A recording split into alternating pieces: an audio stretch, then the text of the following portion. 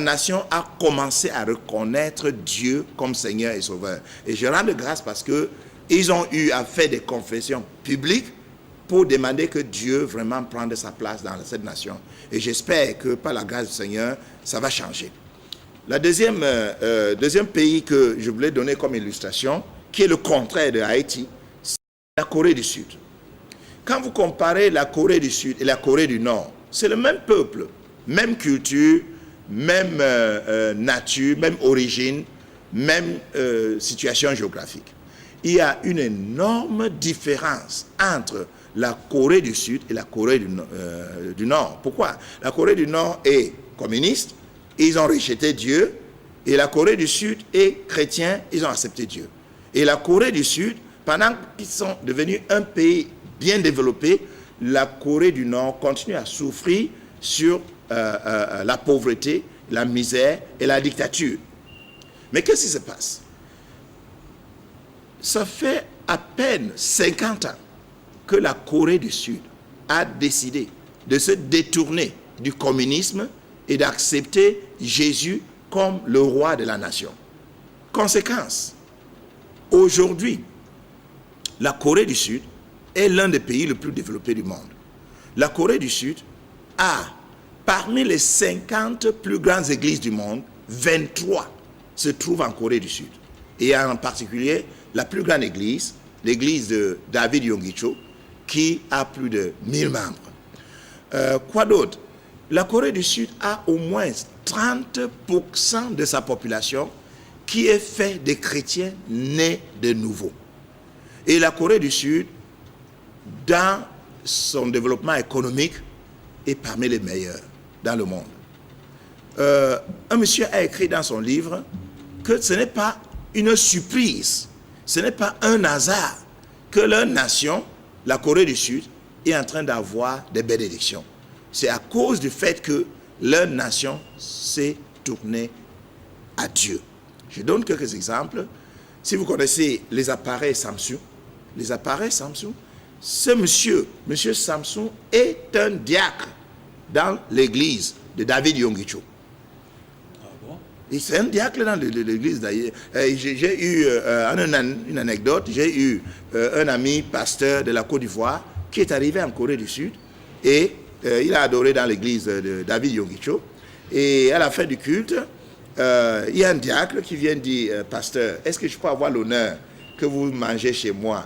Et le pasteur dit, mais bien sûr. Et c'est lui-même qui conduit le pasteur chez lui. Mais quand ils arrivent, le portail, ça s'ouvre automatiquement. Quand il voit la maison, quand il voit le décor, quand il voit les serviteurs, quand il voit la nourriture qui était mise à table, mais le pasteur commence à réfléchir. Mais tiens, où se trouve? Et vous savez, chez nous, la richesse est presque contradictoire au christianisme. Nous ne pensons pas que les chrétiens peuvent être riches.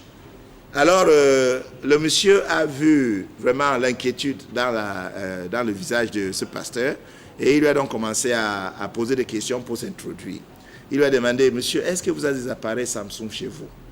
Et il dit, mais oui, mais ma télévision à la maison, c'est un Samsung, mon ordinateur, c'est un Samsung. Oui, nous avons des appareils Samsung. Il dit, ah bon, Samsung, c'est moi. C'est moi, Samsung. Et il était étonné parce que voilà une grande personnalité qui a une entreprise qui est connue par tout le monde, mais il est un simple diacre dans une église. C'est lui-même qui conduit les gens, montre là où ils doivent s'asseoir. Mes frères, la justice élève une nation, mais le péché est une malédiction. Si le Congo, en commençant par ses leaders, vous savez, la Bible dit, en Afrique, qu'est-ce que nous disons? Que le poisson fait comment? Ça commence à pourrir par la tête. Donc, si la tête est conservée, le poisson aussi sera conservé.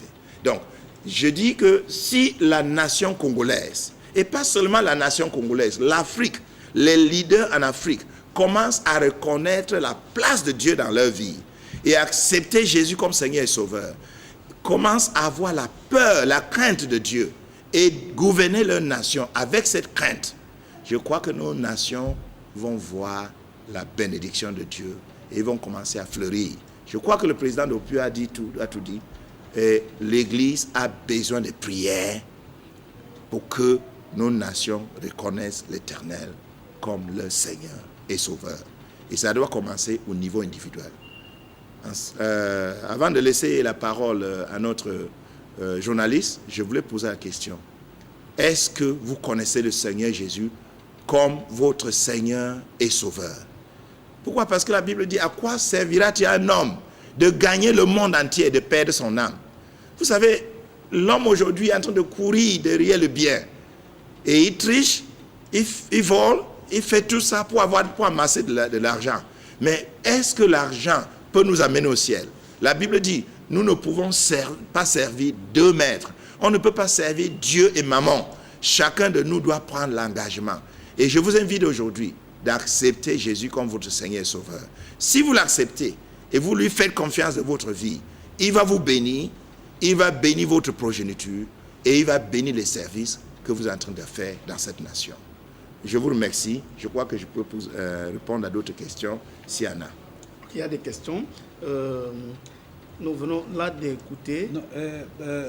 Cyril, j'aimerais vraiment qu'on puisse revenir sur quelque chose de très important que le pasteur Chou vient de dire. Qu'est-ce que nous voulons laisser à notre progéniture? Parce que les pères de l'indépendance, ils sont tous passés. C'est ça. Eh bien, aujourd'hui, il y a une autre nouvelle génération. Mais nous tous aussi, nous allons passer. Qu'est-ce que nous voulons laisser à la nouvelle génération? C'est ce que le pasteur a dit, quelque chose de très important. Si nous sommes intègres, d'abord individuellement, nous allons laisser un bon héritage à nos enfants.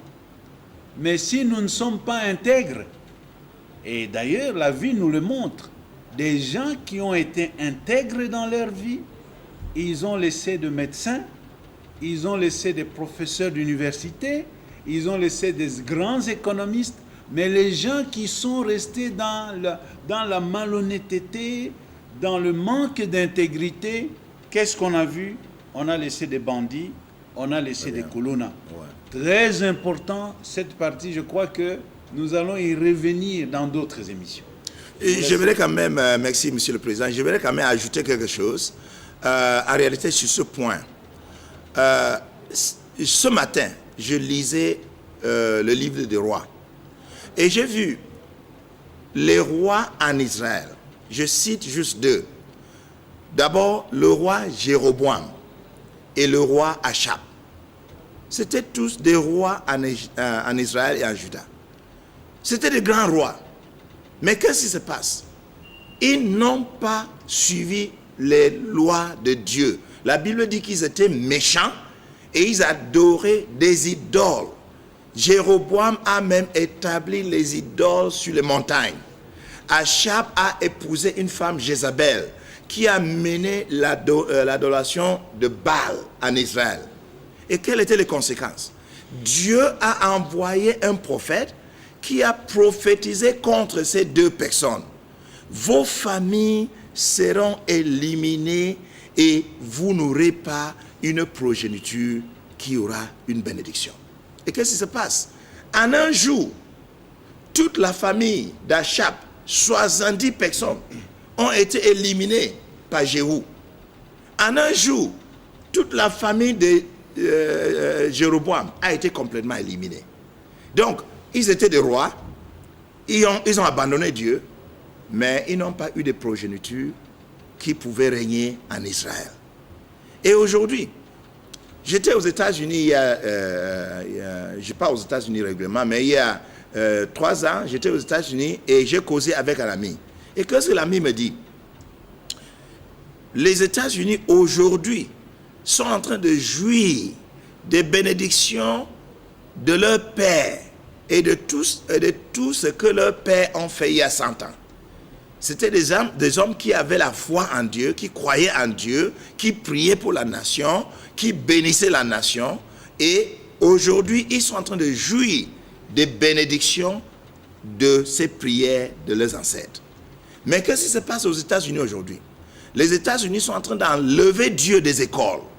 Les États-Unis sont en train d'enlever Dieu dans la vie de la nation.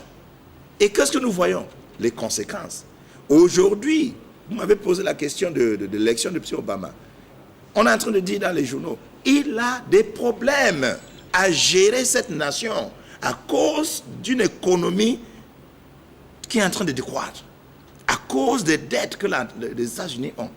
Et tant que les États-Unis ne reviennent pas à Dieu qui gouverne les affaires des hommes, je vous dis qu'ils sont sur une pente de déclin. Donc, ceci se voit au niveau des nations, ceci se voit au niveau des individus. Celui que nous choisissons comme notre maître va déterminer l'avenir de nos vies, de nos entreprises et de nos familles. Je vous encourage, choisissez l'Éternel comme votre Dieu, le Dieu de votre famille, le Dieu de votre nation, votre Dieu individuel, et vous verrez les bénédictions de l'Éternel dans votre vie, dans votre entreprise et dans la nation. Je pourrais dire comme Josué, en ce qui me concerne, moi et ma famille, nous servirons l'Éternel. Si vous voyez un médecin que je suis, un radiologue, qui a réussi dans ses fonctions en tant que médecin, qui a décidé de servir l'Éternel, de devenir un pasteur, ce n'est pas pour rien. C'est parce que j'ai trouvé en lui le bonheur, la paix du cœur et un avenir, pas seulement dans ce monde, mais pour l'éternité. Je vous encourage, faites le même choix et vous verrez la grâce de Dieu. Nous évoluons. À vous entendre parler, vous avez évoqué les 10 valeurs qui ont permis à d'autres nations de se développer. Est-ce que vous pouvez un peu développer ça aussi par rapport au contexte africain, surtout RDC en particulier? Oui. Comme je vous ai dit, il y a 2 éléments de la chose. Nous avons compris pendant notre séminaire que le développement ne dépend pas des richesses naturelles. Parce qu'il y a même un dicton maintenant qu'on dit que la richesse naturelle est une malédiction. Donc ça ne dépend pas de la richesse naturelle, ça ne dépend pas de la superficie de la nation, ça ne dépend même pas de la géographie, ça dépend d'un élément qu'on appelle le comportement. Et en tête du comportement est l'éthique et l'intégrité. Il y a d'autres valeurs.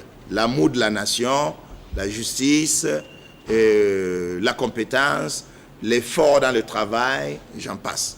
Mais en réalité, en tête du comportement des hommes et des femmes, c'est l'éthique et l'intégrité. Et ces 2 valeurs, je vous dis, sont dirigées par la culture, nos croyances, notre éducation. Mais je veux dire, si vous regardez dans la plupart des nations en Afrique, nos gouvernements et nos nations ont été basés sur la foi en Dieu. Et la foi en Dieu créateur du ciel et de la terre. Si je pourrais vous poser la question, l'évangile existe en Congo démocratique depuis combien d'années? Ça fait plus de 150 ans peut-être. Mais pourquoi depuis plus de 150 ans, nous ne voyons pas l'impact de cet évangile dans la vie de nos leaders et dans la vie de la nation? Pourtant, en moins de 50 ans, l'impact de l'évangile en Corée du Sud a amené 30% de cette nation à devenir des enfants de Dieu authentiques. Je crois que le problème, c'est l'identité personnelle. Les gens ne veulent pas vraiment céder le cœur à Dieu et ne veulent vraiment pas vivre la vie de Dieu. Les gens préfèrent vivre dans l'hypocrisie. Et il y a un problème de syncrétisme. Et nous voyons ça dans la plupart des pays en Afrique. Puis vous prenez par exemple je vous pose la question, il y a combien de chrétiens en Congo démocratique? Vous allez sûrement me dire peut-être plus de 70% de la population. Mais en réalité, combien de ces chrétiens sont nés de nouveau, vivent la vie de Dieu, vivent dans l'intégrité, ont la crainte de Dieu? Vous allez voir qu'à peine peut-être 10%, si ça existe. On a fait ces études chez moi, au Cameroun. Le Cameroun, on dit dans les livres que nous sommes à 68% chrétiens. Mais un ministère qu'on appelle DON a fait les études. Combien de chrétiens authentiques existent au Cameroun? Et on a trouvé qu'il y avait 5%. Donc de 68% à 5%. Il n'y a pas de chrétiens authentiques. Et si nous, de plus en plus, nous voyons des hommes qui se disent chrétiens, qui reviennent à Dieu, qui acceptent Jésus comme leur Seigneur et Sauveur, qui ne remplissent pas tout simplement les églises, mais qui vivent au quotidien leur vie chrétienne, qui manifestent l'intégrité dans leur lieu de travail. Je crois vraiment que nos nations, qu'est-ce qui va se passer? Nous allons bien gérer les biens que Dieu nous a donnés. Je venais de voir un programme à la télé, ça parlait de Namibie. La Namibie n'a pas assez de diamants comme le Congo. Le Congo a plus de diamants.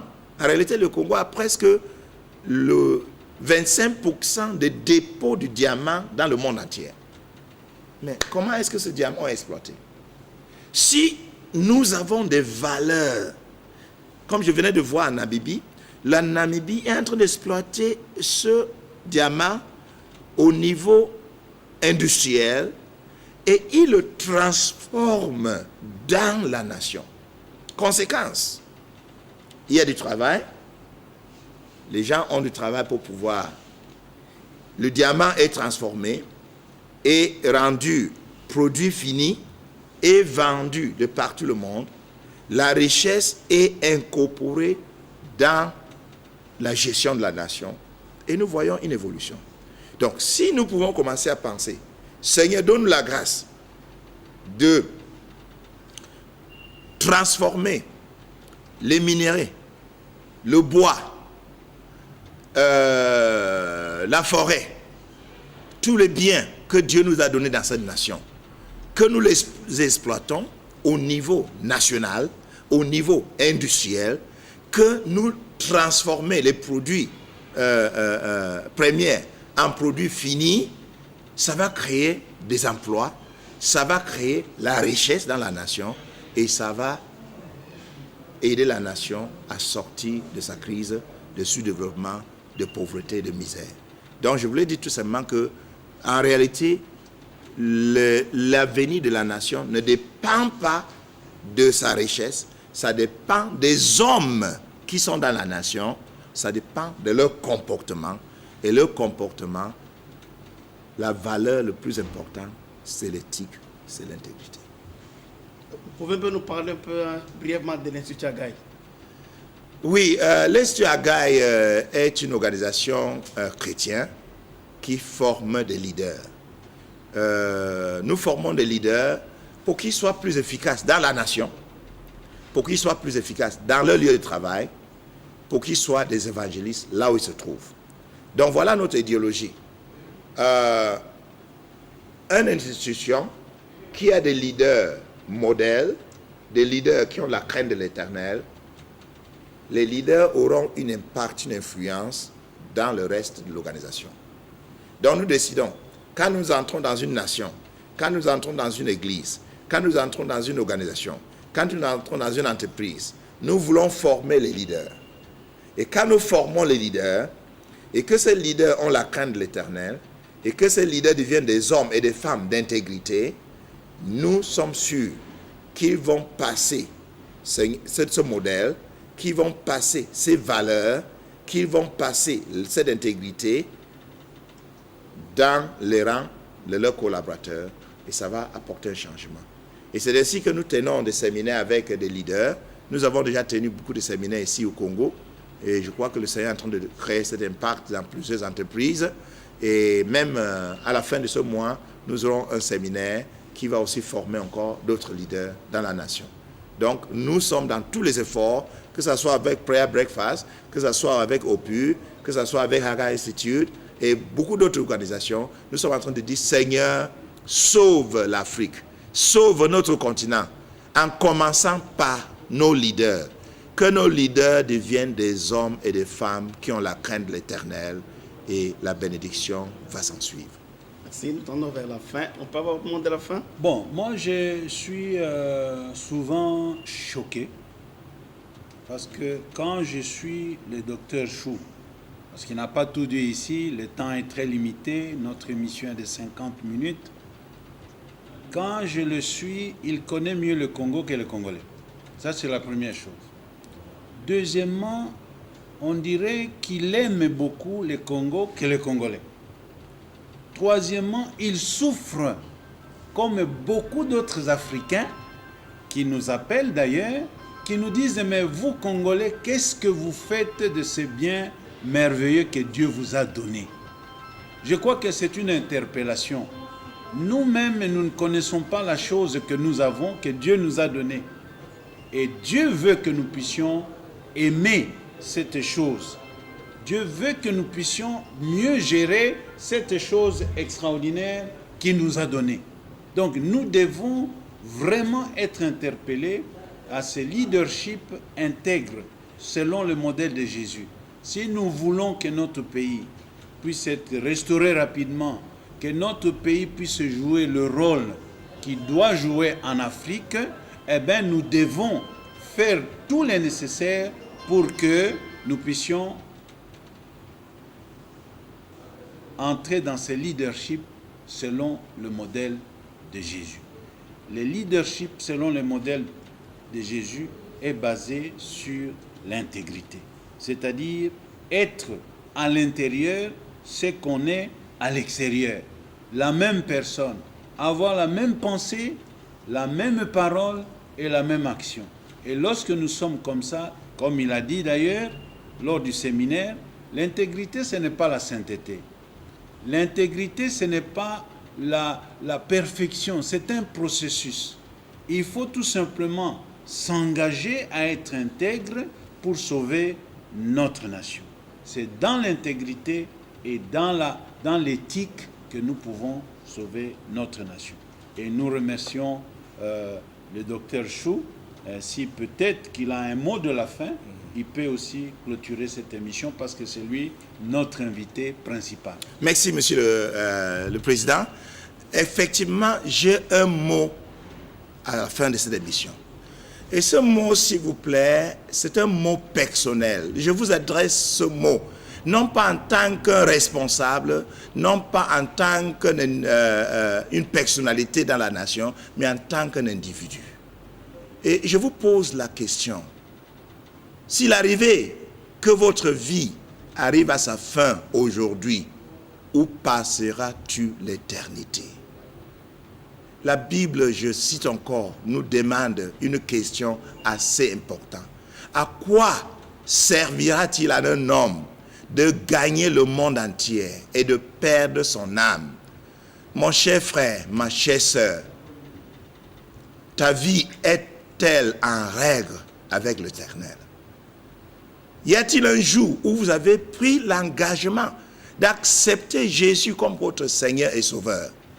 Nous parlons de l'intégrité. Vous ne pouvez vraiment pas prétendre être un homme intègre à moins que vous connaissiez l'auteur de l'intégrité, le Seigneur Jésus. C'est lui qui met en nous les critères et les valeurs et la possibilité d'être intègre. Donc je vous invite, peut-être vous faites partie d'une église, peut-être vous avez été baptisé, confirmé, vous prenez la Sainte Seine, mais vous savez pertinemment que votre vie n'est pas en règle devant le Seigneur. Je vous invite à une prière. Je vous invite à céder votre cœur à Jésus. Ce n'est que ainsi que vous allez commencer la vie d'intégrité, la vie d'un homme, d'une femme qui a la crainte de Dieu dans son cœur. Si vous voulez accepter Jésus comme votre Seigneur et Sauveur, je vous invite à une prière. Priez avec moi. Seigneur Jésus, je suis l'un des pécheurs pour qui tu es mort sur la croix. Tu as versé ton sang pour me délivrer du péché. Seigneur Jésus, j'ai péché dans mes pensées, j'ai péché dans mes actions et j'ai péché par mes paroles. mais tu es mort sur la croix pour me pardonner. Seigneur Jésus, je ouvre mon cœur à toi. Pardonne-moi de tous mes péchés. Viens dans mon cœur. Je t'accepte maintenant comme mon Seigneur et mon Sauveur. Et désormais, je veux vivre pour toi. Je veux t'aimer le restant de ma vie. Je me détourne du péché. Je me détourne des sectes ésotériques. Je me détourne de la sorcellerie. Je me détourne de l'impudicité.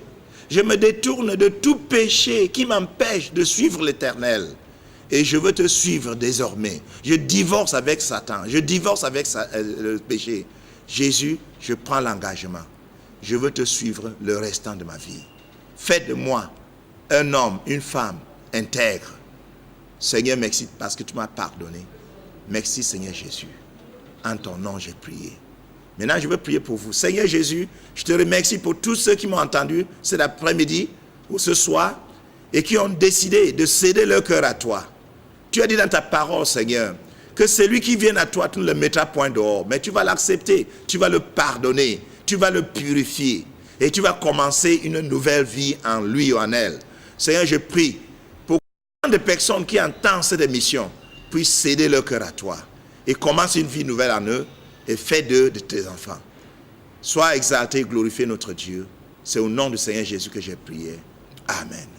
Que le Seigneur vous bénisse. J'aime l'Afrique, j'aime le Congo et je reviens.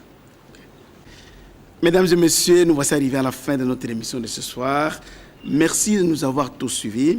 L'avenir doit se discuter. C'est pourquoi l'OPUR met à votre disposition ce beau cadre où elle vous invite à venir contribuer à travers vos idées, vos analyses, vos critiques et j'en passe. Loin de tout commentaire, merci à notre invité pour sa disponibilité. Merci au président de l'OPUR, grâce à lui que nous avons eu à tourner cette émission. Merci à toute l'équipe technique. Le rendez-vous est fixé pour un prochain numéro. À la prochaine.